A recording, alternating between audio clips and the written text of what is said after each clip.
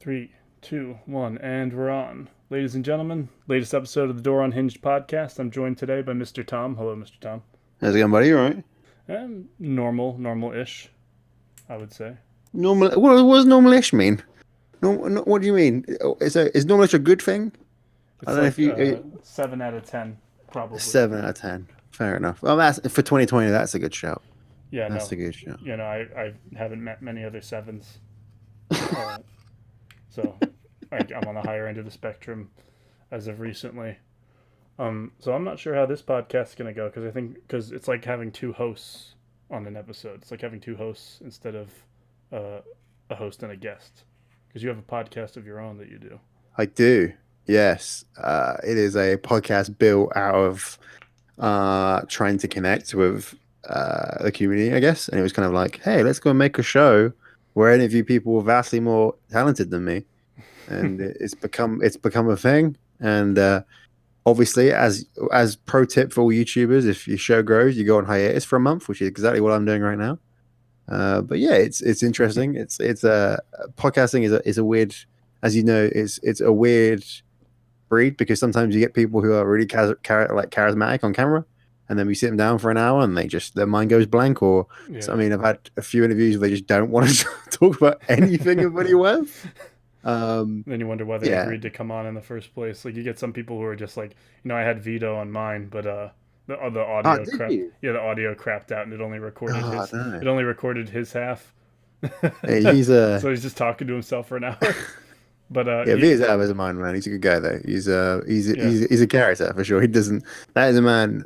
I generally think is underrated on this platform because he generally doesn't give a fuck, and it's quite good.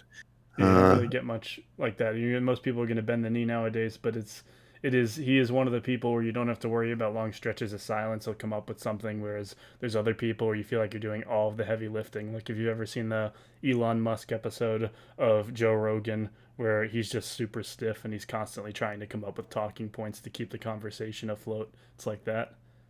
I think it's again it's based around the idea, especially when I mean, I'm still learning the fucking process, but it's the idea of trying to figure out how, because some people, I mean, admittedly, it's not for everyone. It's not a format that people like. I mean, especially if you're a creator, it's not particularly, if you know, people like structure their stuff or heavily edit their stuff. And some people just don't connect in that capacity for it, especially in this kind of, it's more difficult when you're doing it remotely, I think. I think some people just aren't built to kind of just talk shit. So, I mean, that's what podcasting is. It's just talking out your ass for an hour plus. Yeah. It's not about like, you can have these really thought provoking conversations or debate, but sometimes, you can get, it can like become quite therapeutic for some people. It really depends who you got on the chair. It depends on a variety of different areas. It depends what kind of time of day it is. Depends what time zone it is. It depends if your tech works. Yeah. I've done like podcasts with delays and glitches, and you just kind of, I mean, I've covered the issues from like video games to like healthy debate to like, Black Lives Matter movement. Like we did a podcast right as that kicked off. Yeah. So that was fucking crazy. So, it's just, it depends who you get and if they care enough as well. Some people say they'll do it and then they're just not worth the effort. So just pick and choose them, mate. That's what you got to do. Just anyone can make a podcast. Anyone can fucking do this. It's not hard. Like anyone goes podcasting is hard. It wasn't like 1 in 16 people have a podcast or something to that effect. Yeah, I think I mean, it's definitely, I mean, podcasting isn't what I normally do, and it's definitely not something I'm going to be doing like in the future. Like, I'm pivoting the show into another channel just because I'm going to focus back in gaming again. Okay. Because I mean, I like podcasting, don't get me wrong. I think I've had a few interviews with people that no one will ever see where I'm just like, this is shit, and it hasn't been. I tapped into the wrong community. I've tapped into the wrong people, and it's also trying to be consistent with it. So I don't want to like.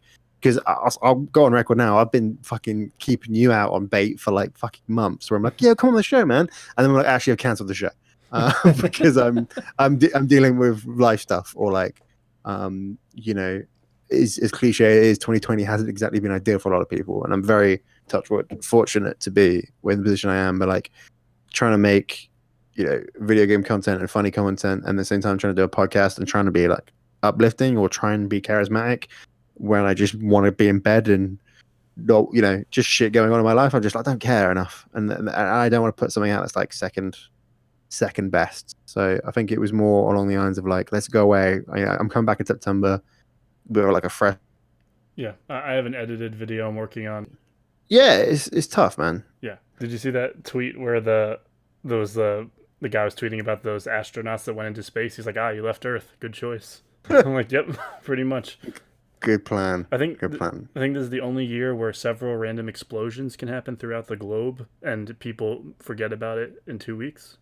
It's difficult, right? Because I am by nature like some people were glass half empty, some people were glass half full. I'm the guy who thinks the glass is full of piss, so it doesn't really matter either way. My brain has this tendency to worry about life anyway, and I think I have this. I always think worst case scenario, and it's so easy to look at 2020 and just be like, oh, it's the worst like time of all time. It's everyone's miserable and everyone's like in reality for like 99.9% of people, it's gonna be fine. You know, we don't have bubonic plague. We're not in a global war. You know, Yeah, it's just, it's like lesser just versions of those two things. yeah. It's It's like like, oh no, Donald Trump. This is the worst year. Like, no, just calm the fuck down. It's scary and it's stressful and it's something new and challenging. And yes, it's been brutal for many people and it will be tough.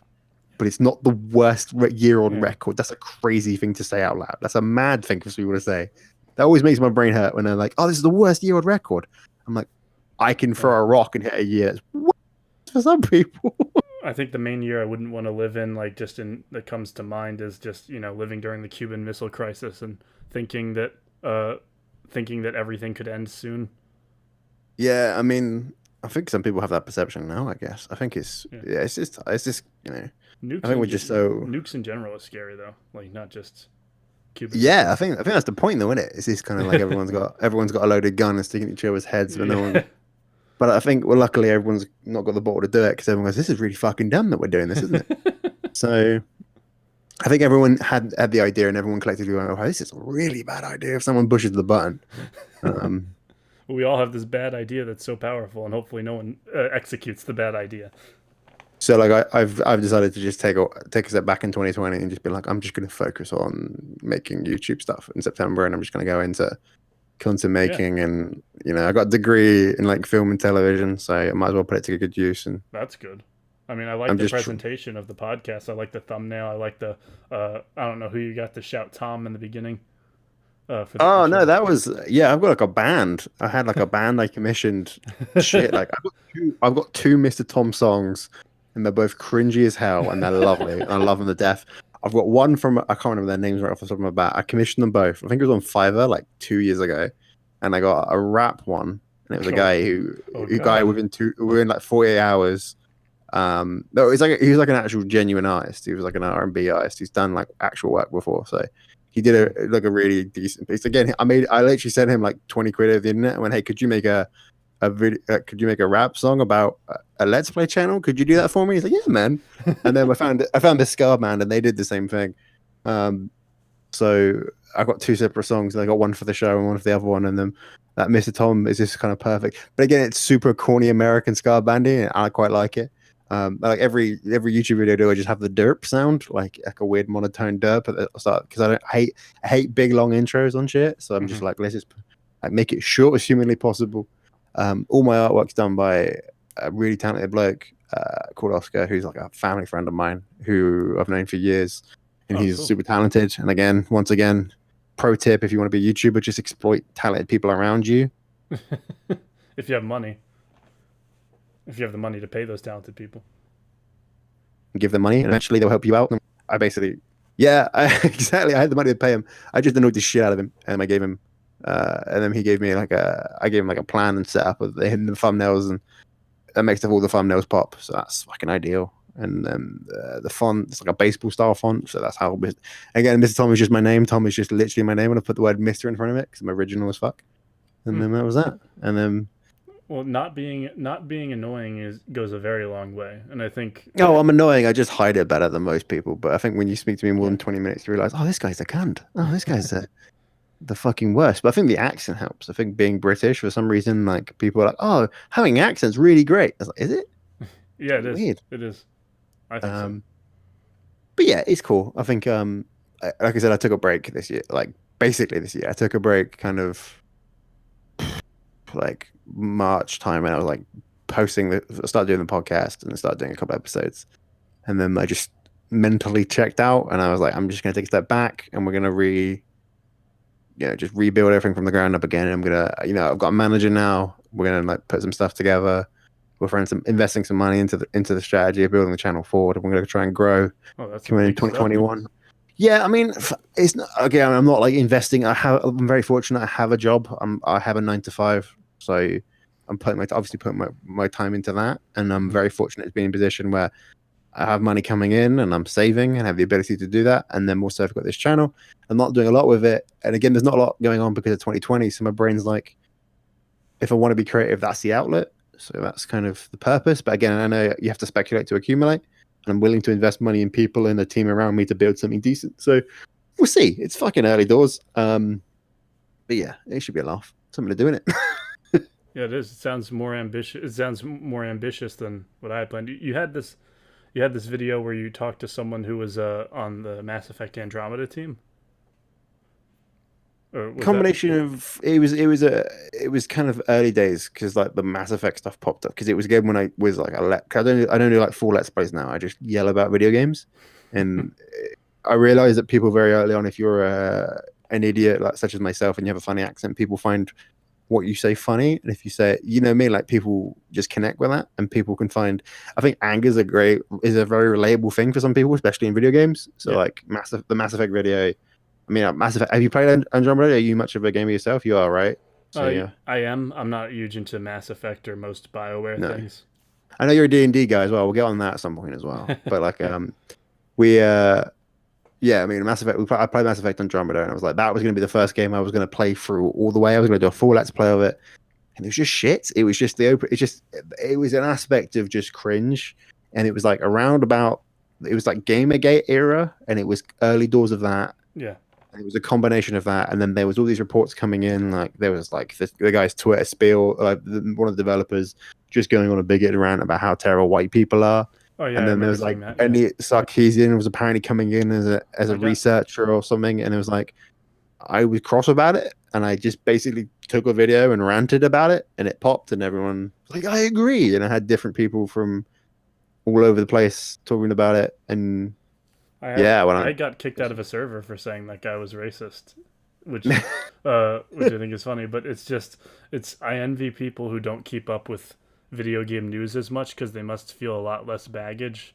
Because it seems like every game you choose is you're picking a side. So if you pick Ghost of Tsushima, if you play Ghost of Tsushima, you probably hate Last of Us 2. Most people hate Last of Us 2, but if mean, you play Ghost of Tsushima, you're probably trying to stick it to SJWs. If you play Last of I Us 2, hate that you're on shit. Yeah, SJW. It's it's it's painful. yeah, it's hard to do anything with just sometimes a cigar is just a cigar. It's hard for that to be a thing Yeah, now. I think obviously because of I mean, Gamergate was kind of the era I came into Twitter basically, so I kind of walked into it as I came in. And like I have close friends who I'm divided on the opinion over that. And like I hate. I mean, as cliche as it sounds, I do hate when content becomes political. I mean, in regards to like Last of Us, like I have actively not made an effort to make a video on it because my brain is like, I don't want to be a part of this.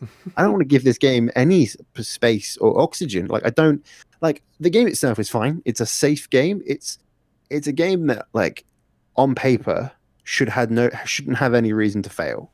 Mhm. And it's like it's almost Last of Us 2 is the equivalent of Avengers Endgame going, you know what? We're gonna go fuck the Avengers. We're just gonna make a Wes Anderson movie because I want to do something different and I have an audience now.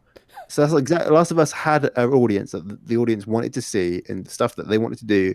And the developers of The Last of Us and like Neil Druckmann just went, nah, we're not going to do what they want. We're just going to go make something that I care about, and I'm just going to isolate my audience and then be offended when my audience doesn't connect with me in that way. Which, as a creator, any form of entertainment, to me that makes my brain hurt because you've basically isolated your own audience out of spite because you want to tell a different story, and that's fine. You as a creator have the right to do that, but you don't get to strong arm an audience that were there for a different reason to care about something you've changed your mind on. Um, I think it was people call that game brave, and it just wasn't. I think if you want to make a big statement on, a revenge story or violence, or if you want to talk about like transgenderism as a game was like desperately touching around the edges of, or like how women are perceived in entertainment. Be deeper, be braver. Mm-hmm. It was very surface level. The combat was fine. It wasn't anything different. I think the one thing that popped me off the most though was like I think I listened to our podcast fairly recently, and it was Troy Baker, the guy who plays Joel, and he was like, the reason this game isn't successful is because the US and have had 4 years of misinformation and lies and essentially saying because is the president, The Last of Us, and my brain just I want to bring up the clip because I'm probably like paraphrasing, but it made my brain hurt because I was just like, I don't get it. I don't like. I get it. You're frustrated about how the audience perceives your game. That's fine. You passionate about your thing. Because that's what I don't think that creators do. Is they fucking criticism is, you know, criticism is like an arsehole. Everyone's got one. It's not. Yeah. It's not based on any kind of. You can take criticism, and there's ways of taking criticism. But when you're on a platform as big as that, you just have to realize you're not going to please everyone. And if you're going to do something brave and ambitious, and you care about that product, you don't have to go to bat for it. It doesn't fucking matter. Like, it doesn't matter. Like if it's such a like no one. I've never met anyone who's not like something and then listen to a podcast of that guy calling them a twat and gone, "Oh yeah, you're right. I've changed my mind." It's never worked. It's never happened in the history of anything ever. If you go, "Oh yeah, this movie's shit," and the director goes, "Well, I think you're a wanker," you're not going to buy the movie again. That's not how that works. Yeah. Yeah, I think that whole situation was a shit show. But... that is, it always comes back to Trump, doesn't it? I can't. You got people who are like, oh, they come up to me like, oh, can you believe he said this, this, and this? And I'm like, yeah, I can because I have reasonable expectations now. Why are you still getting flipped out about whatever he's saying? And you also have these people who you have game journalists that hate gaming. You have Last of Us developers that hate The Last of Us 1. You have all these people who hate things, hijacking the same things that they hate, and then just doing 180s with them.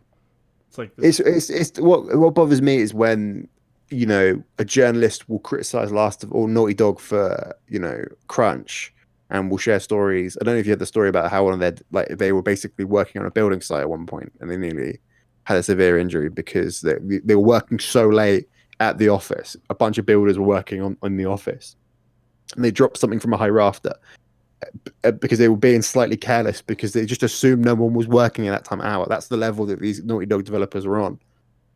Like they were like literally working obscene hours to get this game done. Mm-hmm. And developers will get fucking run into the floor to get these games out. And journalists, I'm not saying all journalists because I know very good journalists, and I know Henry Stockdale, good friend of mine, for example. If you want to go read a good journalist or understand a man who loves them and cares about this industry, that's a journalist I'd recommend. A bunch of others, but by far easily one of the best. But he, you have journalists go like, who'll share these stories of these horrendous crunch time stories, and then the review will come out and be like, "This game's a masterpiece." Like, you've literally just explained to me how this developer's a sweatshop, and then you're applauding him at the same time. It's like they're like, "Oh, this game is treating the developers like shit. You're a racist if you don't like their game, though." I'm like, "What are you talking about? You're a lunatic." I think I lost. It was, the famous Polygon article where the guy was reviewing Rock Band and he didn't talk about Rock Band. Have you ever heard that review? It's like I haven't. I'll link you to it. It's like a guy who he gives like a Rock Band press show thing, and he doesn't talk about the game, mm-hmm. And talks about he literally doesn't talk about anything about the game. He doesn't play the game. He refuses to play the game. He's not a rocker, quote unquote. He says I'm sitting on this rooftop eating food, talking about was it Filipino government or so, just genuinely being a hipster bellend, and that's the entire article. Wow. And then there's there's a video. I think again was it Polygon? I think it was. The article was Kotaku, but there was a Polygon video of a guy playing a VR game about guns. You're talking about the guy hot dog horseshoes and hand grenades when he's just idolizing the gun. My friend showed me that lesson a week ago. I mean, what a level of benevolence and bullshittery, and just what a complete pretentious arsehole. What a fucking clown. He was so scared of it. I don't know how he gets through the day. It's But I don't mind a man having an opinion like that. I just feel like it's a piece of entertainment. And if you want to have a conversation about guns, have a more healthy conversation about. If you don't know anything about guns and guns scare you, that's a cool conversation. I mean, a gun owner wouldn't mind having that conversation. Mhm. Like being a critic who's unknowing of a culture that you're in is a good thing to have because you can review a game independently, but then also you can connect with that audience because you can share opinions and then reflect on them later. Like you don't have to be a prick about it. Like you right. can you don't have to not like something. You don't have to like something. You don't have to have an audience that completely 100% agree with you. That's fine. You can disagree. It's okay. It's not a problem. But don't come to bat for it. Don't pretend you're above everyone. Don't when your game is compared to like fucking Schindler's List and you get edgy about it when people just make fun of that quote. I mean, but that's a funny quote, mate. Like, you're not Schindler's List. You're just not. Um, It's a rarity though. I see it more as a privilege than a right to have like just a normal conversation with someone you disagree with. I just don't really see it anymore. I've seen multiple social media posts where they explicitly say if you disagree with this and this then unfriend me or whatever. yeah, And I think yeah. it's bullshit. I think you just need to like just turn your brain off. I think having a healthy dialogue with people is beneficial. I mean, I get it. Some people are cunts and you don't like them, and that's fine. I mean, I've told people, I've had people on my podcast and I've told them to fuck off. Like, Really? there's, yeah. I mean, I've had like full on comment. Like, I've had good friends who have admonished me for the stuff I've said on my podcast, and that's fine. That's okay. It's not you know, I'm not particularly fussed but but at the same on that aspect as well. I've still had, if you watch some of my podcast, I had a healthy conversation with my buddy Sue. She's an actress in LA. We had a conversation about diversity in film, and we strongly disagree. We come from different backgrounds on that, and we had a healthy conversation and debate about it and what is acceptable and what isn't. And Hmm.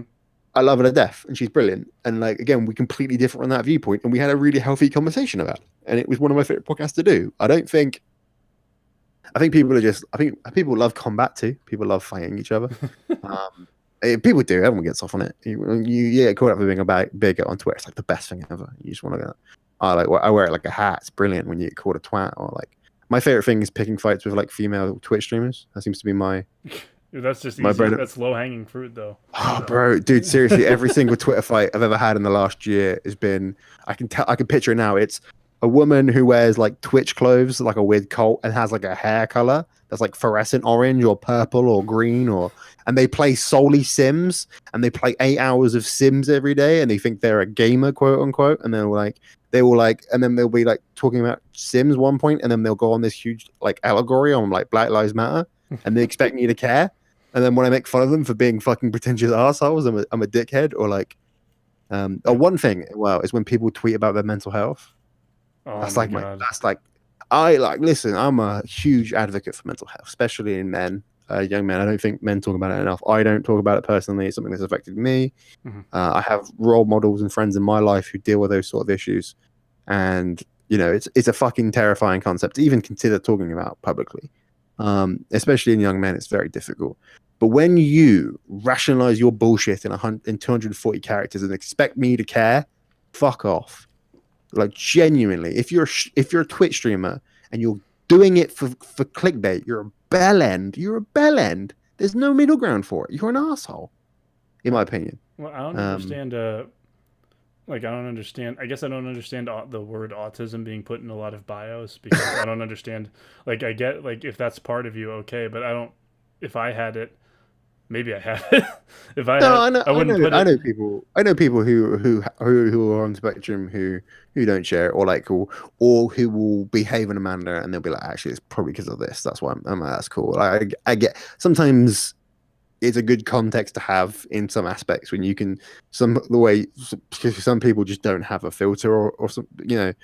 again, I'm not an expert on the subject, but the people I know about it who do that in their defense is as like just a heads up. Yeah. If I come at you pretty heavy, it's because of this. It's not because I'm like when someone's like talking, who doesn't, who use Twitter as a therapy tool rather than, and they have like like 70K follower base, and like you should be going speaking to a therapist. You should be taking steps to step away from the platform you're on because there are younger people who view your stuff, and you should be a role model in that aspect, in my opinion. Yeah, once you get big Um, enough, you become a little bit more than yourself, and you have to kind of get to a higher standard. And you get yeah. these people like I don't know, like Wings of Redemption is a weird example, but like someone who's thrust into fame and doesn't really know how to handle it, and they just get stressed and have these breakdowns after breakdowns after breakdowns. Yeah, I think it's yeah. I mean, uh, like if God forbid, if my show takes off, Christ, can you imagine what that's like? That'd be terrifying. But like, if it does, like, I won't turn around one day and be like, "You should vote for this guy." I won't do that. That's just not who I am, and Mm-hmm. I don't think that's my position to do so. Um, I don't. I think it's a weird thing that entertainers and YouTubers have, where they think, or Twitch streamers, or anyone in this field thinks that they just have this because I'm popular, therefore my opinion matters. Doesn't. Um, Yeah, they get kind of inflated. yeah, you don't matter. No one matters. You're not special. Nothing's important. Stop worrying about everything. Don't kill anyone. Don't murder anyone. Don't be a cunt. That's the main rule. Don't kill anyone. Don't be a cunt. Make funny shit. That's the rules. That's all I care about.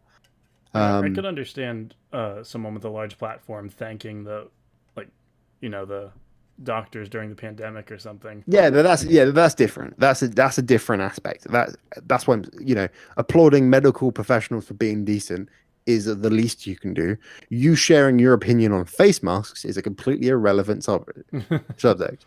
Like, it's all good. You telling your audience to vote, but don't tell them how to vote because your opinion doesn't matter. That's what I'm saying. Like, I don't. If you care enough, be like, I have these sources. Go to these sources and talk about it. Like when I talked about Black Lives Matter, I brought people on who knew vastly more than I did, so I let them speak because I knew I was going to put my foot in my mouth, but I wanted to have a conversation around it, and I knew it wasn't my place to make a point about it. But I was like, I want someone who deeply cares about that subject and it matters to them to share their thoughts and opinions on it, and I will just play devil's advocate. That's what I did. Like I don't, but I would never be on that platform and be like, "We demand justice. I'm a YouTuber. Watch my video game content." But by the way, this is my opinion. Like, this is madness. That's crazy. That's fucking nuts. And also, I'd throw up in my mouth a little bit if you went, "Yeah, you're right, Tom. I voted the way you told me to." Be like, Jesus, Okay. that's See, bad. That's bad. the problem is, I think any corporate apology or JPEG with text, I feel that once you get big enough and you pick a direction like that, it starts to feel less genuine because it's always going to come with the baggage of, are they just doing that to further whatever they do, instead of like, oh, Yeah. is Nike just saying BLM for to sell more stuff, or do they actually mean it, or do they agree with the protests or not? And you just don't know. It's I think I mean you had It's yeah. people who were just, a lot of those JPEGs of text was just out of fear, like, to be honest. A I lot of it was think just yeah, I out of think fear. I mean, yeah, I mean, yeah, on a creative standpoint, I think it kind of makes me roll my eyes a little bit, where like I'll follow like people on Instagram and they're Rainbow Six streamers or they're video game guys, and they'll be like, I'm watching their content purely based on that, and then randomly they'll post like a full body cam footage of this random injustice. I'm like, you're not the person who should be talking about this, mate. Like, and also you don't get to thrust this on people's laps because you have an audience. It doesn't. That's not how that makes sense. Um, but again, again, as I'm saying that, my brain's like, oh, should they be allowed? And then I'm like defending Lewis Hamilton, like the F1 driver, for like wearing a Breonna Taylor shirt. I'm like, well, he's Lewis Hamilton. He built that fucking platform with his bare hands. He can do what he wants. I Yeah, don't know if I don't, you know what I mean? I don't know. I think maybe it depends on the person. I think it depends on the audience. It depends on who it is. Um, I guess it's more case by case, and yeah. it's also like, you don't want to pass any sort of legislation that would prevent that, because that would be a nightmare. It should just be a courtesy thing. There's no legislation we could pass that would say that you can't talk about abortion if you have a Let's Play channel. Like, that would be all kinds of a No, disaster. yeah, that's true. I think, yeah, again, I think it's a case by case basis. I don't know if it necessarily I'd be like, don't talk about this. I just have less respect on people who do. I think but I think there's ways you can do it. Like going back to my mental health point, I think it's dangerous to not. I mean, like, the etiquette, that young lad is Etika, isn't it? The young lad, is I'm pronouncing that right? I think so. That's Um, how I the, pronounce yeah, it. the Smash Bro guy who sadly took his own life. There was a clear deterioration there, and he was exceptionally popular and had people around him, and there's red flags across that entire story. for me personally, just to be like, I don't know how he wasn't caught, to be like, wasn't helped. I don't quite understand how that situation kind of devolved the way it did. Um, I think when you've got Keemstar and Ethan Klein, who are grown men with kids, throwing shade at each other, essentially accusing each other for may or may not supporting his suicide, to me makes my like I want to. That is, I mean, that's why I banned like commentary channels from the podcast. Like mhm. that alone, I was like, I can't have these people on anymore. Yeah, Like T I don't T have a channels. I think they're called yeah. I nowadays. just yeah. I think it's just tough. I think you just have to be in those situations. I mean, having experiences like that. There's if a character if someone took the time to create a piece of content like a YouTube video or sat down on a Twitch stream and shared their thoughts and opinions, that's cool. But if you're like showing a picture of you on your Twitter and you're crying and you're clearly doing it for clicks, I'm not going to respect you for it.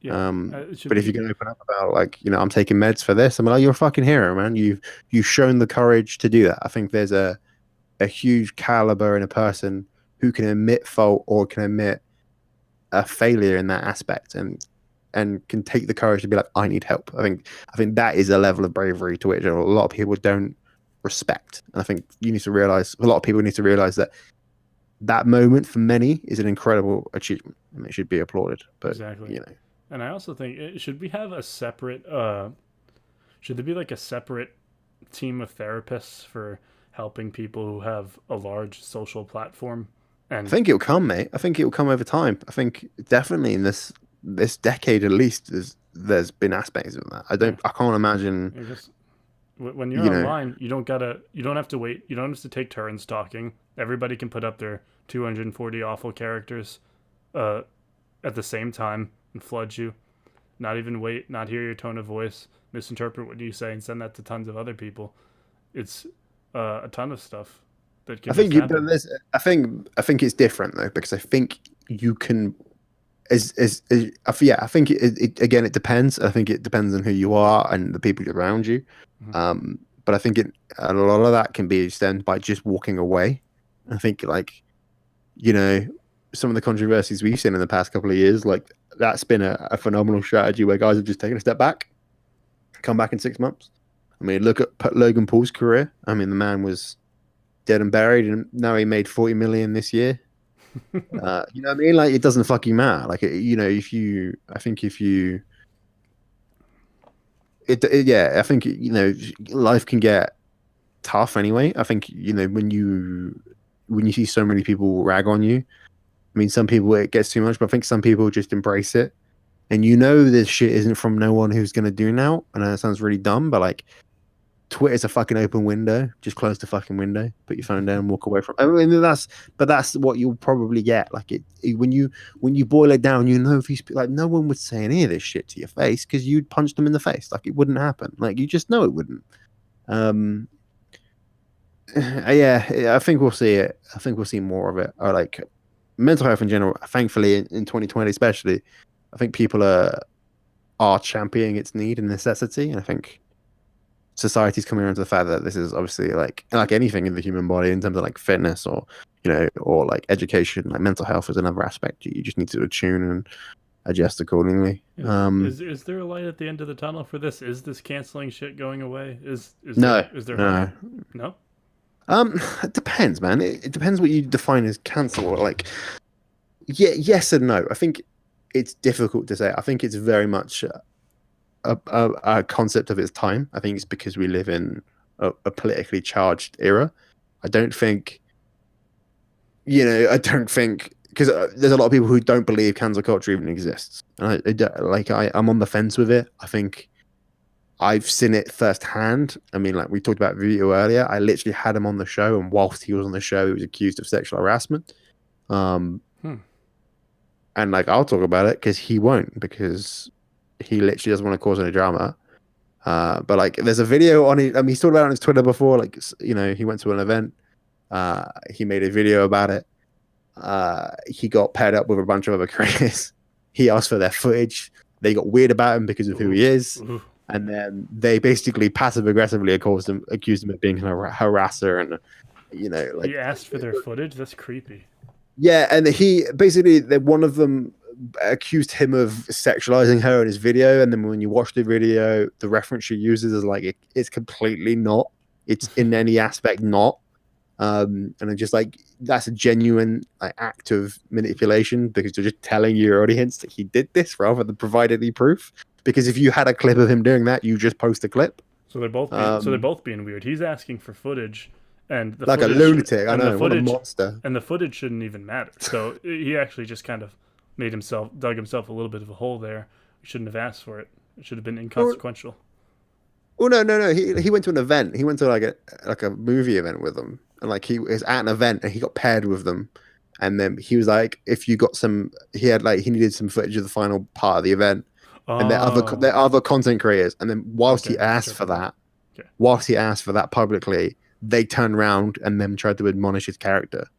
But again, I'm speaking on his behalf, and I shouldn't do that. He won't talk about it because he doesn't want to rock the boat. But I literally made a video about it and decided to like drag her name out in the mud because I was like, I can't believe someone has genuinely tried to do that Uh-huh. publicly in such a unbelievable. Like I had to, admittedly, I had to take the video down because I was like, I am gonna ruin this woman's life. Like I was Yeah. not even kidding. Like I was gonna hire lawyers for him. I was at that point. I was like, are you fucking kidding me? It's funny how involved uh like, you got that girl from the Mandalorian, Gina, what's her last name? You might know it. The UFC lady, not the UFC, Yeah, MMA lady. I can't remember yeah, her name. she Yeah, I know the one you're on about. yeah, Yeah. she put like beep boop as her pronouns in her username, and she's being attacked every single day. And By I who? uh just people with flags in their usernames. Oh, so pond mark, some moron, some clown, some fucking in like just some complete moron on some hidden in their living room or Yeah, bedroom. Who God, just who cares? But that's what you need to do if you want to beat cancel culture. Just be like, yep. What are you gonna do about it? Nothing, because you know you can't. yeah, So what's the point? yeah. You know? Keep showing up. I think a big part to play in this battle is corporations not being afraid to do, because lots of them do knee jerk reactions. Like a handful of people complain, and then That makes sense though. they'll disassociate. But if they really, I think that if in a lot of cases, if they stayed steadfast and they're like, oh, this person said a slur when they were in high school, that was stupid of them at the time, but that was also 17 years ago. What if we just keep going, see what happens, and maybe it'll fizzle out like a lot of this stuff. Yeah, I think yeah, you need to just be smart about how your money comes in and just know it's protected. Um, there's been instances of companies being like, yeah, I'll fucking support this guy 100%. Um, it depends on what brand you are. Did you hear Depends who about you are. Red Bull? No. What they had like this corporate meeting where they had a world map, and over each country they had like a word, like I could be butchering this, but like over China they said they put like where we get our money from, or this and the other. They put like just little sarcastic quipes like that over every state, and two people took pictures of the meeting and put it online, and lots of people were like, oh, Red Bull's gonna put an apology out or whatever, and instead they fired the two people who leaked Oh it and didn't say anything. I man, was like, that's fuck. kind of amazing. I Yeah. don't know. That's kind of like, but then yeah, because then you'd have to be like, well, we didn't mean it in that. I mean, you wouldn't ever trust those people again. Yeah. Oh yeah, What a no, bunch, hell no. what a fucking rat. And yeah, why would they do that? That's such a shitty thing to do to your colleagues. Like you're just Everybody's a rat fucking now. oh fuck that, bro. Just Everybody's a fucking rat. it's Like like what was the the Papa story? John's guy, right? Oh Oh yeah, god. just like that. What was the story you just told me where you had to take the video down? Like you said they called them out in public or whatever. Didn't they go there as friends? No, I did it out of I did it as a very much a knee-jerk reaction on my part because I messaged him because we were on chat when they did like I was having the interview with him. Uh-huh. We finished the interview. I saw her tweet. I was like, "What the fuck?" And then there's a huge. I mean, I don't think he's deleted or hid anything about it. I think he talks about it on his Twitter. Yeah. Bailey Mayers is her name. She does like a shitty Skyrim Twitch channel. And like I know that's fucking personal and that's fine, but Yeah. like she made it out like this guy like sexually assaulted her. I'm like, what a fucking subhuman asshole would do that to another person? Like you could ruin like that could ruin a man's life doing that. Yeah. Like, all It right, depends on Vio whether doesn't. All right, he Vio was. actually did it or not. But Yeah, I don't think he did nothing. I He did don't think absolutely any. nothing wrong. Right. Yeah. Exactly. Um, I mean, I like have it. I have the screenshots of her doing it. I have the video that she's talking about. I have, I private the video because it's not part of the strategy coming into 2020 for me in terms of like all the content I want to make. That was purely it because it was like, wow, I'm just yelling at this woman. But like I asked her to come on the show, asked her to come on the podcast. I donated to her stream, asked her directly. She blocked me. I got booted out by a mods, and then the mods quickly let me donate, deleted the mod, and then the mod paraphrased what I said to make me look like a cuck, and then rephrase it to her. Of So she would course. have to say no, and I was like, wow, okay. She's not gonna fuck you, bro. Wow. It's a weird, yeah. Bailey Mayers is her name. This is not a veto thing. He will probably never talk about this publicly. I'm bringing it up on his behalf because it offends me personally. Because it makes my skin crawl. Like I can't. It's funny I when can't that imagine a happens, worse like crime. it made my skin crawl when all the pro Jared stuff came out that it wasn't exactly as bad as everyone thought it was. Was And that Tom Syndicate thing with Zombie Unicorn? Did you hear about that? mm-mm. Where like Tom Syndicate, a YouTuber, and Zombie Unicorn, the one who did the bully hunter stuff, like eons ago to sell headphones. They had like consensual sex, and then she Ooh, basically implied that's no good no, today. and then they did it without a rapper, and then she implied that it was forced on a Twitch stream. Really? And they're like, yeah, but this is like a fucking thing that just happened, and it's like he didn't do anything. And there's literal text messages from both of them going like, oh yeah, that it was a fully consenting situation. It's just like, it's like a Screen Junkies guy. Like, what the fuck? He didn't do anything. He had an affair. All right, that's bad for him. He didn't fucking rape a woman. Like, what are we doing here? Like, this is crazy. Yeah, I never understood that with the Tiger Woods thing way back when he was apologizing to everyone else, and I get that it's like That's a commercial thing. I think that's like, I get totally that. That's just him being like, it was because totally he's a commercial. place and he plays golf. Like, I get that point. No, you know what I mean. He No, but plays golf, so I understand.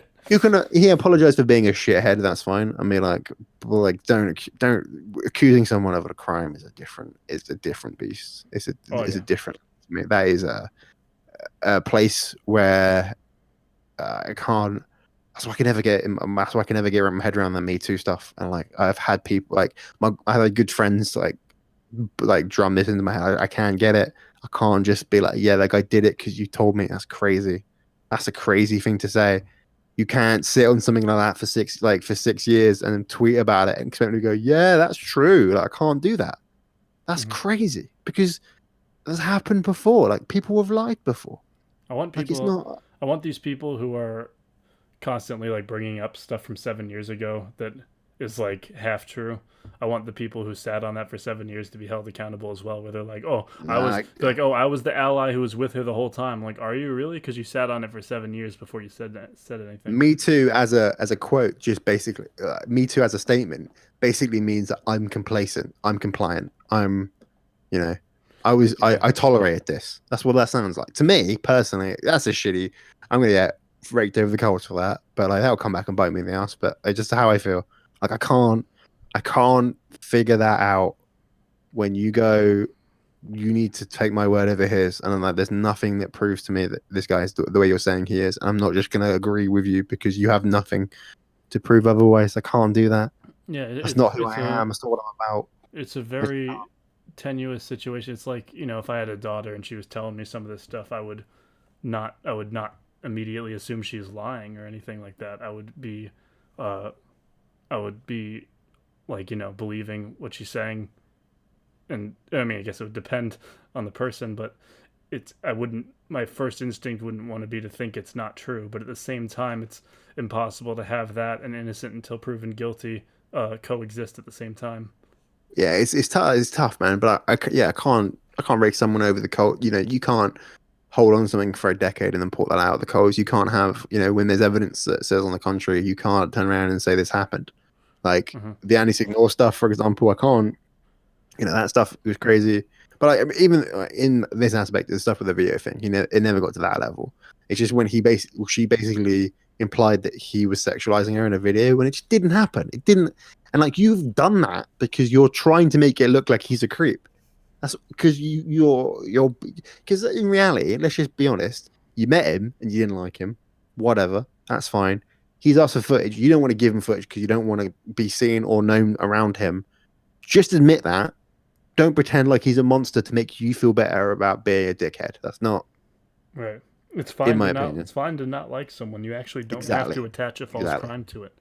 And if you watch the video, there was definitely a part where she clearly doesn't like him and clearly doesn't want to be around him because of who he is. And it's like, just admit that.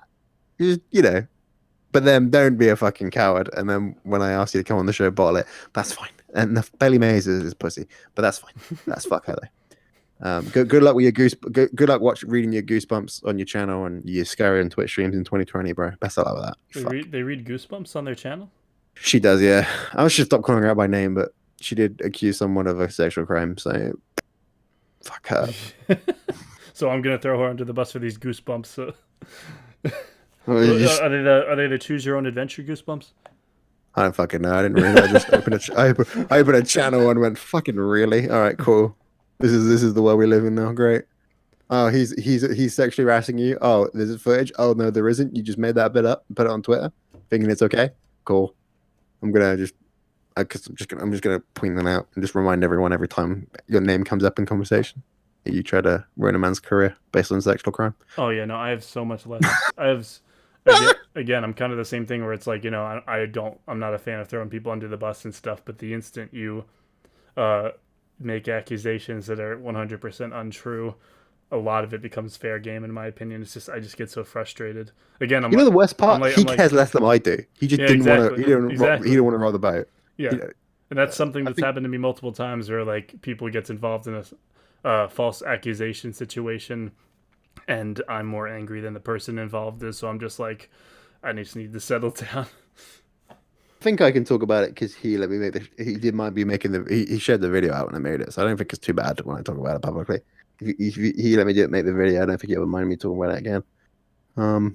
Yeah, it's just that stuff makes my blood boil, man. But that's somehow I somehow find these again. I think I'm just not a ladies' man because I just find these like female content creators who just fucking hate me, and they just say the dumbest shit, and I just like, do you think you're in an echo chamber right now? Like you said that out loud, and I heard you. Like, what did you think was gonna happen? Like, I'm gonna call you a fucking dum-dum for saying that. Like, it's just crazy. Mm-hmm. Like I said, every female streamer with purple hair who plays Sims 8 hours a day and calls himself a content creator. Like, cool. Poe hair? Purple hair. Oh, purple hair. Yeah, that seems to be the stereotype, the archetype that I've had in the past. Where they like post some bullshit like, women streamers don't get paid the same much as male streamers. I'm like, because you do Sims content. No one watches Sims content. Fuck off. Like, come on. Simp content. I can't be asked. Just twats, honestly. I'm a miserable bastard too. I don't know. This is why I make video game. This is why I make video game comedy videos and movie reviews. Video games are hardly involved anymore. It's all cancel culture and people flinging shit at each other now. Like, look at what most of this conversation has been about. Is there's issues that are just so bad they're hard not to talk about. Like, it's hard to just talk about the games. It really is. Yeah, I mean, I love video games.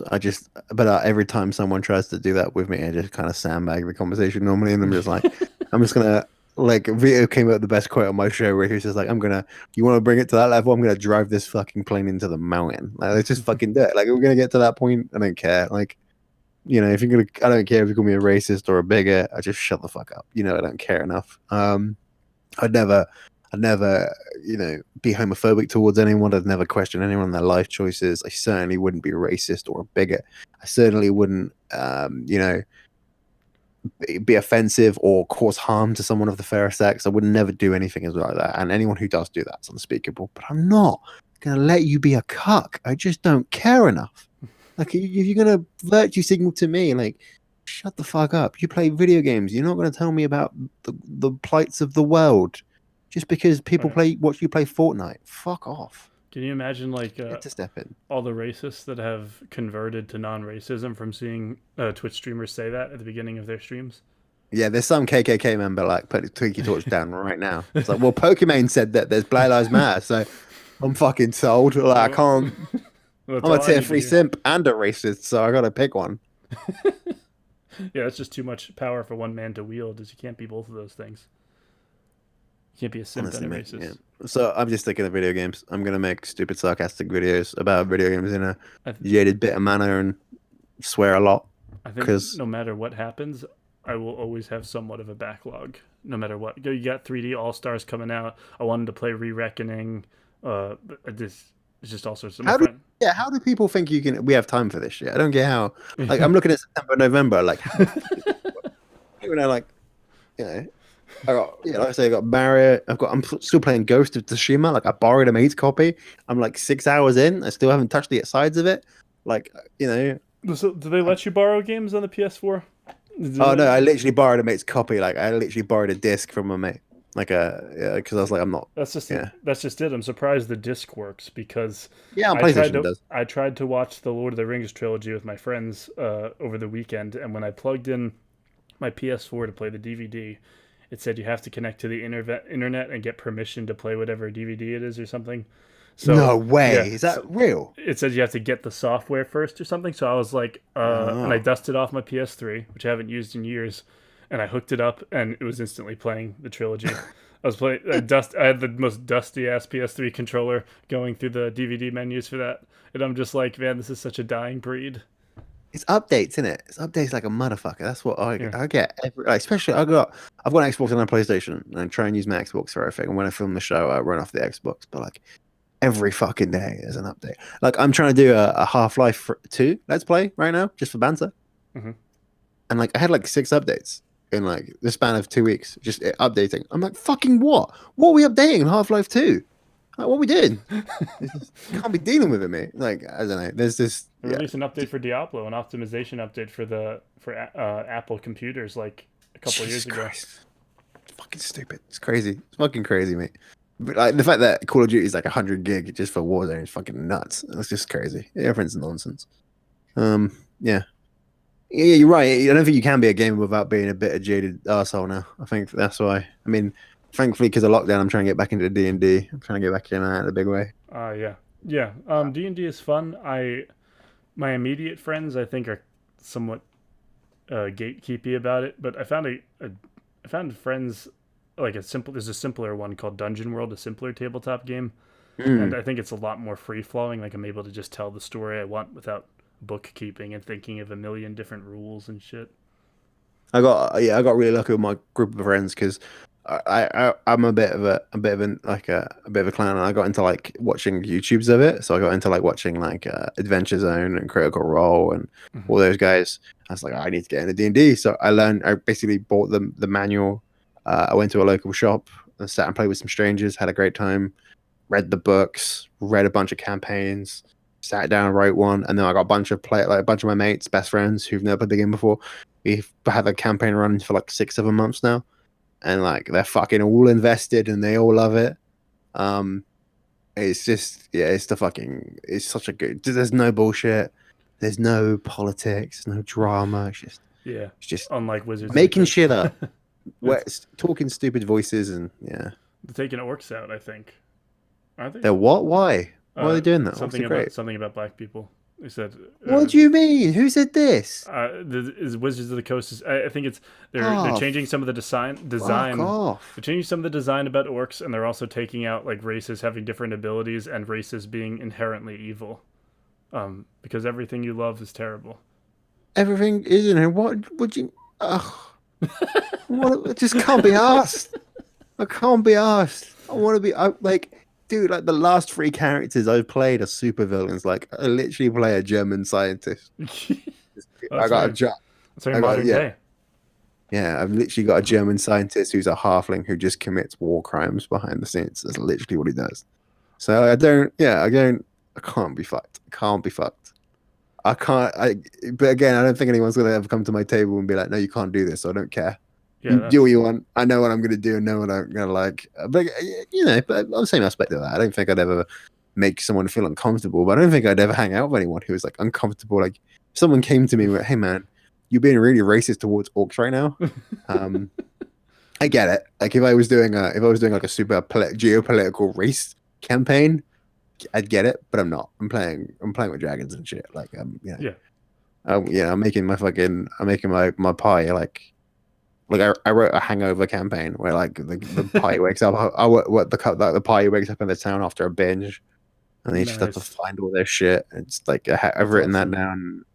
Yeah, I mean, I'm doing some shit with the deck of many things because Of course. I read about the deck of many things, and then I was like, I need to put this into my game immediately, and I'm trying to find the best way because I know for a fact I give it to this party of my friends because they're very much players who like to role play, but at the same time, like if there's a button that says "Do not push," they're slamming it with an orphan. Like it's that kind of that kind of play style. Like they have no subtlety to anything, and um, I Sounds think familiar. again, yeah, when you learn when you're DMing for the first time, you learn that some people love to just role play and tell stories, and other people just want to metagame the shit out of it and get to A to B, and like, they don't care about anything else. They want a combat oriented situation, and Right. They seem to um, always like the stuff you never thought they would. I had yeah. at a certain point they have to work with you though. Like I tried like I had one group of friends that was very enthusiastic about my campaign, and then I had another group that wasn't. And during the group that wasn't, I kept trying to do all this cool stuff, and they just kind of weren't biting. I guess I could have done a better job, but at the end of the day, it's like at a certain point, you guys have to work with me here. Like Mm. you just got your arm cut off, and you sound bored. Like I just don't buy that. I just don't buy your character being bored in this situation. I always put them in a situation where they have to like fight or flight. Like I always put them in a situation. I've learned very quickly if I throw in a lunatic or someone who is large, much larger than life, they will naturally react to that. Mm-hmm. I'm a big fan of like making impressions and pretending to do stupid voices. So like I'll come in and be like hello and like just do some stupid shit because like even if no one's engaged, they'll be like Tom's making a fuck. I get it. Say with YouTube, like I'm like Tom's shit at video games, but I'm gonna do some stupid voices and you'll laugh at it. Same thing with D&D. Like I'm not bored about the game, but like Tom's making an ass of himself. This is great, and then they just Well, I have to be at um least somewhat invested because he's doing the funny voice.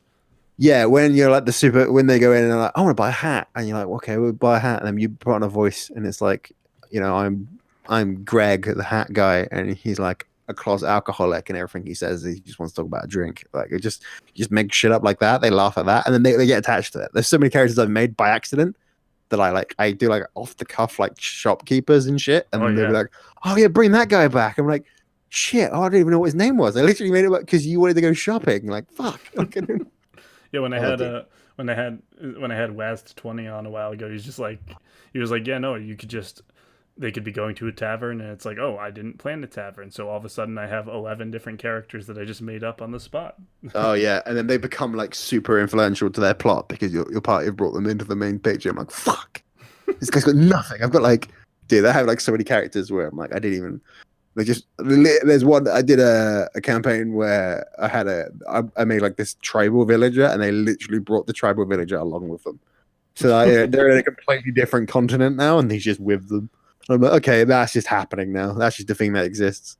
And I have to like it's just an off the cuff character I made. I don't I think it's easier when you're making homebrew stuff too. I think new players just don't connect to modules as much. Um in my opinion. But I don't have a I like the modules, but I like just taking the core rule book and taking elements of certain stuff. I like reading a lot of stuff and being like, that looks good, or taking stuff and ripping out the core of it and using it for another purpose. Um Yeah, yeah. I, I, 'Cause I I'm very intrigued by a lot of these more dense like books with more to read. Like Torchbearer looks fun. It's supposed to be a riff on the older D&D things, and it's yeah. supposed to be a decent system all its own. But when I read through it, I'm just like, I realistically don't see myself ever doing this much bookkeeping in a session No. and having everybody on like. And you also got to get everyone's schedules lined up, and that's why I only do a campaign with 3 members. I'll do it with 3 members. Try and keep it like shorter if I can. Try and We get had eight everything. members for our first game. We had 8 guys in our first game. Ooh. Mate, it was How'd you do crazy. that? Because my break, because I originally played with 5 people. That's the first time I learned how to play, and I played for a year local homebrew game. And then when I started playing properly, I had a really good DM who was like, "Okay, how many guys have you got?" And I was like, "He goes 8," and he did maybe the same reaction. He goes, "No, that's quite good," because he was like, "I guarantee you there'll be guys at that table who won't connect immediately to it, and then you have people who will jump in, and then people will take the lead, and you'll get a smaller party in it." So I think it's very quick for people to be like, Mm. a bigger party sometimes might be good for newer players because they can step in when they want to. Yeah, they could be in the Also, background, kind of. yeah, but also the way my group works is they like to role play a lot, and I like to break their characters down. Like they will come up with a character, and a lot of them will not know what they want to do with it, and then I'll give them a trait. Okay, like there's one guy who we've given who's uh, you know just a human warrior, like like basic guy, and he doesn't have any understanding of how the game works, and he was like, I'm not sure what I would do with this. So I was like, let's just give him an imaginary friend, like make him this playboy warrior type, like adventurer type. And he has a best known invisible friend who plays a ukulele, who he's his hype man. And then we have another guy who's like shared a body with the soul of a serial killer, and then he has two separate memories, and he doesn't know what the other one's doing. Oh, He like that's wakes cool. up one morning, and then like there's a dead body in the bed next to him, things like that. And he's like not sure what house he's in, stuff like that. Like we try and I give them stuff I like because they'll come up with a cool character, and I'm not sure where to put them or what to do with them. So I'm like, just gonna make a terrible story around it, and then you'll figure it out, and then they'll attach to I think themselves to certain stuff, and I think the best yeah, thing to do is to put them in situations that would challenge them. Like, I yeah, mean, at least that's the way George R. R. Martin writes. Like, with Jaime Lannister, his whole thing was being a good swordsman, and then he gets his hand chopped off. So that puts that character in a different situation where they have to adapt. So chop your players' hands off, basically, is what I'm saying. yeah, 100%. I had I've had good scenarios where like I'll write just small snippets and then they will just but sometimes stuff will escalate to such a degree that I didn't even anticipate. Like I've had them walk in a room and literally start a fight with no like with somebody they've never met before. But just because of the way because they've read it into a conversation that's different from the tone they thought, or like that I even thought that was even gonna happen, or um like I like doing these things where I like to separate them, or like I will give someone something that they don't know anyone else knows about and just let them deal with the consequences. Ooh. Like I literally gave the deck of many things to a random character in the party and just went, "You have this, by the way. Just you're gonna get it from this old lady. Did Just you don't do worry it? about You it." did it in a private chat and like didn't tell anyone else? Oh yeah, I literally told everyone to leave the room when I sat down with them and did it, and then Oh, this is in person, not online. yeah, we're gonna try and pivot. Like I'm trying to get a game going online. We did a few in lockdown. Um, yeah, I mean, but we get so we're trying to I'm trying to and also yeah, if you make it personal, I think people kind of connect to it more. I think if you can kind of pull people in and be like, this is what I feel and this is what I think, and people can fall in love with it. People can get emotional about it, which is really cool. I've seen, and people can be really connected to characters and that you didn't even think that they cared about until like you brought them in. Like I stupidly made a character called Klaus who they love, and he's like a heavily German dude, and it's the worst German accent I could possibly do. And I was like, "Oh, hello, welcome to my lab," and he's like this weird lunatic, Oh and god. he's like just like a QS character who gives them random items and shit, and like just Uh, random jobs, That and sounds like like the accent Nazi zombies character in Call of yeah, Duty would it was have. yeah, that was what I was going for. I was going for like a Cheesy. just like a Frankenstein-esque lunatic who's like. It's like, oh, welcome to my lair. This is a good time. And I was just Well, doing this weird, heavy German accent, and they loved it. And every single game now, they're like, oh, where's Klaus? What's he doing? But then I brought him into the main central point, and then these like, what are their main villains now? And like, there's cool stuff like that we can do. I mean, D&D is an open book. It's not racist. You don't cancel anyone for doing stupid shit either. Jesus Christ, could you imagine?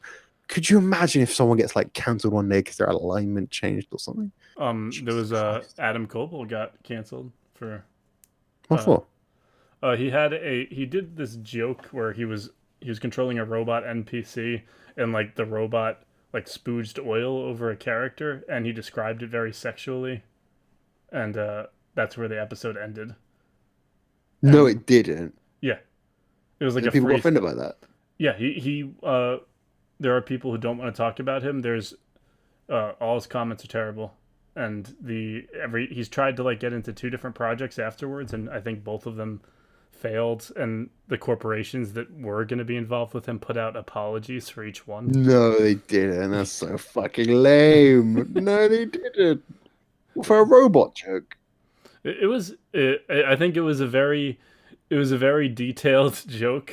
I wouldn't cancel anyone for it, but for me, it would be like, how did you think that was a good idea, knowing the company What's you this dude's keep? Because name? Adam Koebel. He's super popular. One of Who the won it? one of the best DMs according to I'm lots of people sure I if I know. see his face, I don't really. But But you have a it's he that was the company he kept. oh, that guy. Yeah, Yeah, Jesus Christ. Yeah, that's just but I roleplay mean, series cancelled after they cancelled his show. yep. They cancelled it. Well, They just stopped playing together. at least you have a group that seems decent though to prove that uh, decency isn't dead. I mean, yeah, I don't think any of my friends know where I am in terms of like my mental capacity and like how I cope, and they know like Tom's gonna say something really fucking dumb, but doesn't mean it. I think I've got that trust with them, but also, but I get it. If you don't want to like, sometimes people can be uncomfortable by stuff. Like I certainly wouldn't sexually role play with a player, Yeah, um, but like but people want to, I know players who want to explore their sexuality through that, and like will have a will like want their character to do that, and that's cool. We can do that. Um, sometimes I will always make that funny. Yeah, I will try my best to always put some brevity to that. I will never be like, uh, you know, yeah, you can have comedic moments, but you can have some real moments. I've had some really cool moments with players, and they're like, I've had like discussions like with guys, like some of my character like players will be in a war zone talking to a general on a front line, and they will literally like will be a hard nut with me in character. It's fucking great, and they like connect with you, and they give you eye contact, and they like give you this big monologue of how they're gonna fuck you up, and it's like that's fucking great. Well, that's amazing. And they can do like again, it depends on the player. I can't imagine. I can't imagine a world canceling people for D&D. Jesus Christ. we are in Fucking that planet world. we live in. You do not have to imagine it. We are in that world. Don't make cum robot jokes. That's You is, know, is queefing robot jokes funny? Because I'm not dude, sure I'm if gonna it, literally write. I'm gonna go write a campaign now. That's gonna be like 8 chapters, and it's just gonna be robot coming. It's gonna be the entire. It's just gonna be a big robot that just jacks an everywhere. 8 chapter synopsis of queefing in Wasn't robots. there like a Penny Arcade joke? Is like they were sexual robots who fucked oranges. Wasn't that like a thing that's been around forever? Like I don't know. I that's never a kept up with that comic. Penny, but that was yeah, but that was like a. I'm sure that's not something. I hope that's not a crazy thing that I've come up with. But yeah, Penny Arcade had that joke like a sex robot is not a new thing. There's a old This joke. is Like I'm sure whitest Mystery kids you Science know. Theater 3000 made that joke. This is Like the whitest kid you know has a skit called Sex Robot about dance that just a robot that just dances and does that. I don't get why people be offended about D&D. I don't think unless you do something actually racist, where like but then my brain's like Yeah, if someone's like thinly disguising a racist allegory behind a story, it's probably pretty easy to see. You don't have if a to. player, yeah, if a player goes to me, I've set fire to this guy because he's the gamer word. I'll be like, whoa, bro, calm down. Like that, I get that, but like I'm not gonna be like offended if you like if a character's like dirty orcs. I'm like, oh, that's you might just might just be a character trait he wants to have. It's not he doesn't think any less of this fictional character, and it's certainly not his perception on how he perceives race in general. You lunatics, what are you talking about? Oh, I don't want. Don't cancel D&D. That's the one. That's the one sacred place. But again, I don't think that might be immune to cancellation because if you're not making a live show, I don't think anyone cares. Yeah, Um, I think it's. I understand that you're able to just play it in your home with whatever rules you want, sure. And for a lot of people, that makes them more comfortable with it. For me, it grates me because you see like I read a tabletop book recently, and there was a thumbnail in it. My friend sent it to me. He was like, "I know you're gonna get a kick out of this," and the book goes out of its way to say that they're using gender neutral pronouns. Now, if you want to just use they, sure, why not? But these people went out of their way. Like these are, you can tell this is a mindset that is just, uh, they have a hammer and everything looks like a nail to them. You don't have to really look for a lot of this like awful racism. Like you will see it. Like you don't have to interrogate Mr.Tom or me and like go 8 layers deep and like, oh, you're racist on this. You don't really, I don't think you really have to do that. This idea of original sin. yeah, yeah, it's dumb. Yeah, I think yeah, it's tough. It's just really difficult to like nail down why people get offended by shit. But then I've met people in real life. Like I met a guy, I had a conversation with a guy in a bar once at a convention. He was a black gentleman, and I was telling him about how I got into D&D recently. I was talking about how, but he goes, "Well, I don't play D&D because it's too white." I was like, I don't quite get what you mean. And he's like, well, every time I see someone play it, it's like played by white people. Like I said, you just, I was like, I don't get what I don't get that. Like, I don't get where that's come from. You think you're not welcome based off what? Because you don't see someone equal to you, or Mhm. like in terms of like, but then like in terms of like people using pronouns and shit, I'm like, if you want to make a character that doesn't identify by gender, cool. Like, I mean, like fucking Apex Legends has that character. She's like I can't remember her fucking name now. She's really dumb. She has like a bird and shit, It's and not she doesn't she. It's not identify. she. Yeah, Bah. she doesn't identify as a male or female. I'm like, okay, whatever. It doesn't really matter. But I don't think identifying as a gender is a big character trait anyway. I Mhm. think you're boring. I think you're a boring person if you identify yourself as a race or a gender as a key defining character of your personality. Exactly. Um, And for me, a pronoun was never really huge anyway. The loss, yeah, but the yeah. loss of it is so frustrating to me because it's like, But I uh, think people can have the right to challenge that identity, and I think yeah, people who can't connect with if if you don't personally connect with like being a woman, you can identify as not being. That's cool. And I don't have an issue with that. I don't think there's a problem with that. I think having a conversation about it's really cool. Like I had I did cosplay photography for a long period of time, and I've met people who don't identify as a gender, and then I'll post like a photo of them on Instagram and be like, she's great, and then they'll send me a message be like, oh, hey, I don't identify as a she, and then we have a conversation about it, and then we'll change it, and it's healthy, it's a healthy dialogue, and then we grow as people, hmm and then but it's not an issue, but don't be like, but it's not the whole identity, it's not who they're all about. right, um and again, D&D is about being anything, so I think that's the case. exactly. I think you can do some stuff. I mean, like, I think there's some cool inclusion stuff at the moment. I mean, there's a huge push for like wheelchair I players thought that was and cool. Yeah, wheelchair characters. I thought that's such those a cool touch. And those miniatures are actually pretty cool looking. people are like, oh, it's inclusionary and it's just appealing to the masses. But like my Disney little brain I've got sometimes goes like, there's some kid in a wheelchair at the moment who's having a shit day, and he's gonna be like, fuck yeah, I can be a badass in any Yeah, aspect. Like that kind of stuff matters. It does. yeah. Um, There's some good there. I mean, it's better than the other way around where we would just be saying awful shit and only white people would be doing everything. I guess this is technically the better extreme to have. I think what frustrates most people in gaming in general, and it frustrates me, is because like I'm a loser. I'm a kid who came from. Well, I am. I am a guy who came from nothing. I'm a guy who didn't have any friends growing up, who didn't see himself as a person who matters, who doesn't feel like a part of anything. And gaming and the community around it gave me so much. And I've never been like, I was never not felt welcome. And I've always been like, you're so fucking welcome if you want to come out and chat. Like, regardless of gender or sexual orientation, I don't care. Like, well, you're welcome. And I think so many people feel like it's gatekept, and it frustrates so many people who just don't see that, because they're like, we'll welcome you. I've never not been like that. I think it's so easy to be like cross and be like, it's all council culture. But to every one of these twats, there's so much fucking wonderful stuff being made. And, you know, every day someone gets up and they connect to a song they've heard, or a video they've watched, or a game they've played, or a piece of art they've seen, and they've connected with it because they thought no one else thought like they did, and they now feel a part of something. So you need to remember, to every single one of these twats who get on, who want to counsel you and talk about how the world's unfair, there are people every day who love this shit, who care about each other, and have so much fun. And Right. the world's fucking great.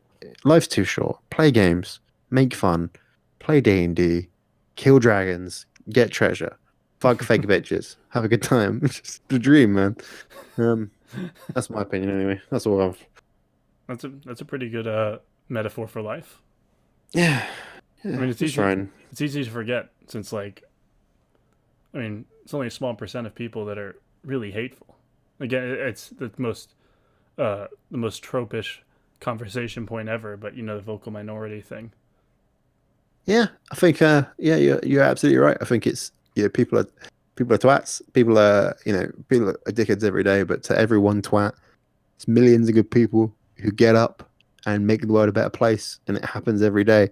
And it's you want to sit in a world, like I said at the beginning of this, people think the world's ending. It's just not. People get on with stuff. People become better. People become smarter. People connect with other people. People do things and make content and entertain people and save people by doing that.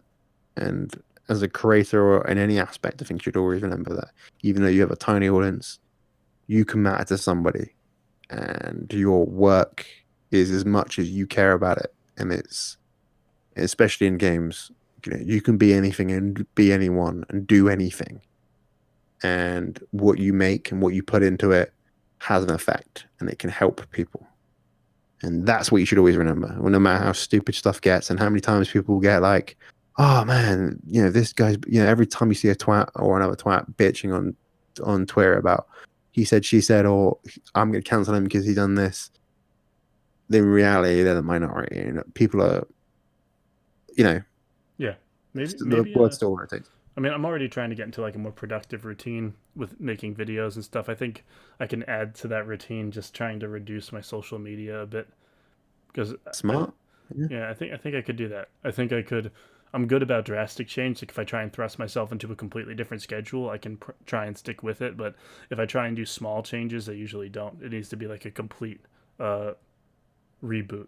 So I think maybe Yeah, but maybe just this is yourself. Maybe looking at the people who you want to connect with and reaching out to them. And you've had good people on your show and you've had good connections and shared the right stories. I mean, your Boomstick Gaming stuff was great, and like which stuff? The shit situation, the Boomstick Gaming podcast you had. Oh, you think so? Yeah, I thought he was great, and like I loved him ever since his drama he had, and then I was like, stuff like that. Yeah, but that stuff like that matters, and that's going to connect with people. And I'm sure he had a good time. Like, just keep making stuff that matters to you, and those, eventually the twats will disappear, and you'll just connect with people who think the same as you do. You just go make cool shit. Just keep doing that. Exactly. Except I gotta make more video essays just because it's more editing. It's not as easy as podcasts, but they are satisfying to watch when you're done with them, and it's fun to just look at your completed work. Like I'm working on this video about Ned Stark right now, and just it's fun to play what I have so far and be like, I made that. I edited this. I got all the audio right. It's a lot of work. It's a lot of work though. It really is. Yeah, and then someone's gonna watch that Ned Stark video, and they're gonna be like, yes, exactly. The point you made is amazing. That's exactly true. Fuck, I've never thought about it that way. That's really cool. I'm gonna go and make something else because, Boss Door did that sick ass video that I connected with. So I'm gonna make a video that how great that video is, or I'm gonna make a video about why, like, or I might wake up and be like, fuck Boss Door. Ned Stark's a pussy bitch. I'm gonna make another video about it, and then that inspires him to make a video about it, and then you have a dialogue, and then you'll have a heated debate about how fucking great Ned Stark is, and and eventually you'll sell out the Staples Center and have a boxing match. It'll be the fucking dream. Did you say the Staples Center? Yeah, that was the one where Logan Paul KSI, right? Was the Staples Center, and then the Logan Paul's fighting Mayweather now. What a sponsor! You mean like the Staples store is what sponsored it, or? Yeah, the Staples Center in LA is the big. Really? Oh, really? Yeah, I didn't know that existed. Yeah, it's the big stadium in LA. It's called the Staples Center because it's named after the Staples company. But it's like every big stadium now, like even in the UK, like like they have like corporate sponsors' names as the company. It's like the company name stadium.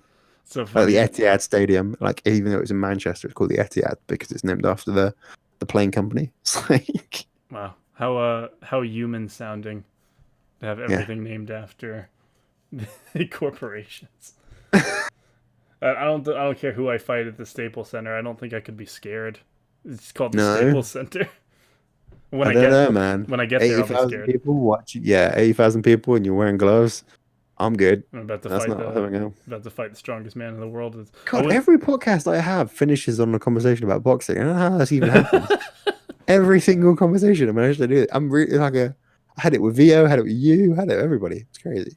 Had it with Bo Plax. I don't know how I'm doing it. Maybe. Well, it's got to be you then, right? It's got to be you that gets us. Yeah, I'm a big fight junkie. I like UFC and boxing, and every time like YouTubers have drama, I'm like, you should fight. This is always my big one because I love it. I love talking about boxing and fights. Did And you see that there's like a 34-second video about a guy. He says it's called like I think his channel's called Value Select or something. I could be butchering that, but he sings a song about how to stop cancel culture, and then he starts singing about bringing back the sword fight. I was prepared for war.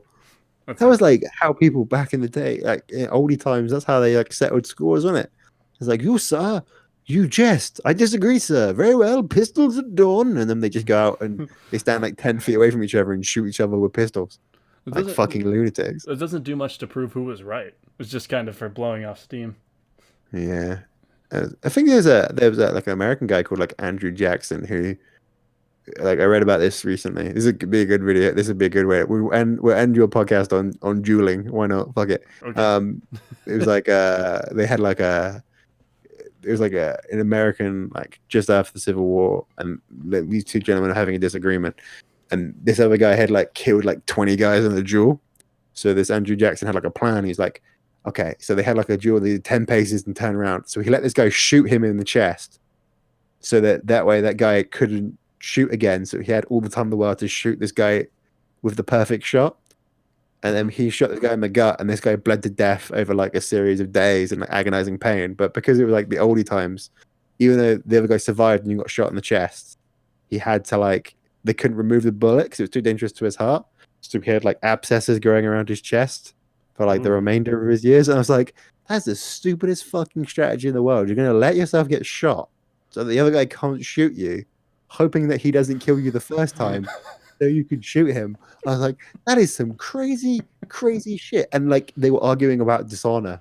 I think he called him a poltroon or something. And I was like, Jesus Christ. Give the guy a break. He's living out the rest of his days with a bullet in his heart. Yeah. And then there's another thing I read was like these two guys who in France are they're like during like the Napoleon era, there's like royalists and people who like believed in the emperor, and they're like French people like having a disagreement, and these two officers were having a disagreement, so they challenged each other to a duel. So they got in a horse-drawn carriage and did a loop of this water fountain, and they were sat in the back of this horse-drawn carriage stabbing each other, and they did a full lap of this fountain while stabbing each other to see who would survive. And I was like, that is someone in our planet thought that was a sensible idea.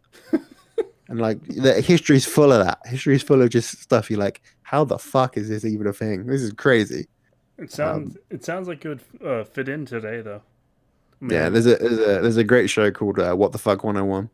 It's like a parody on Magic School Bus, and it's like it's like a dark Magic School Bus, and it's just every terrible thing about science and history. And there's like they talk about like parasitic animals and like like fish that like climb into other fish's mouths and like eat their tongue and then replace their tongue as themselves. And like there's like how a pope excommunicated another pope even though the other pope was dead, and he like pulled his body out and then like put his body out on display and then like interrogated the corpse and then made like an altar boy stand behind the corpse to pretend to be the hell? That's humanity in a nutshell. And then there's this another one of like this is how we're gonna end the podcast. Well, we're gonna call it here because I need to go. But this is so the Egyptians wanted to like torture people, so they wanted to learn. This is a great story. We should fucking they wanted to. Is this the wheel? No, this is the boat. This is a fucked up thing. So they tie like an Egyptian dude to a boat, right? And then they like take him out to the Nile. The honey thing. The honey and milk one, yeah. Oh, and they God, like that thing. they glue another boat on top of him, so he's like pinned in, and then they force feed him milk and honey, and then cover his face in milk and honey. Then they put him out in the river, so they let flies and insects like eat his, like essentially sit and rest on his face, and he can't move because he's like glued to this boat. Then they go out a couple hours later and like force feed him milk and honey again, and because he's drinking nothing but milk and honey, he's like shitting in the boat, and the boat is slowly filling up with his own shit, and he's getting eaten by bugs. And he's getting staph infections, and he just basically becomes this big mound of bugs and shit. And I was like, that's fucking crazy. That's a crazy person thing. And that happened on this planet. So I wouldn't worry about getting cancelled because we don't want to. That's always that's I watched that video and I was like, that's the fucking great. But yeah, just take a minute, Yeah. look at something else, and you'll be like, oh. Yeah. When someone goes 2020 is bad, like okay, It's like what Sam Harris said, where he's like, "There's a set of circumstances that could happen right now, and your prayers would only be answered if you could go back to how you were a second ago." And it's like, you know what? Being canceled isn't so bad. no, I'll be like, oh no, I lost my sponsorship. You could be tied to a boat in your own shit, you know. Well, that might be in my future if I say the incorrect things on this podcast.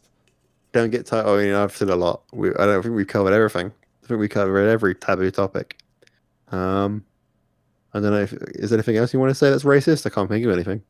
No, I've said all of the awful things. So Trump's a great guy. What a swell guy he is. Golly gee, such a well thought out bloke. 10 out of 10.